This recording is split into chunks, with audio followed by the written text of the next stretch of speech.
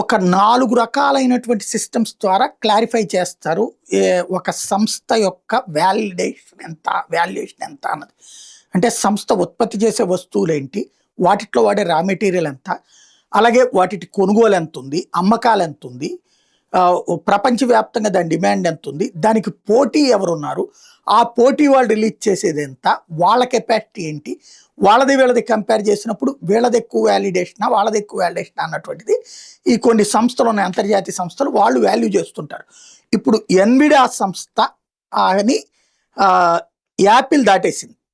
Apple తాజాగా $4.92 trillion valuable company కిందన గుర్తించారు. అదే సందర్భంలో ఎన్విడా $4.75 ట్రిలియన్ తగ్గింది. మొన్నదాకా ఏదో భారత జీడిపి కంటే కూడా ఎన్విడా అంటే యాపిల్ అంతకంటే ఎక్కువ ఉందని ఇప్పుడు అంటారనమాట.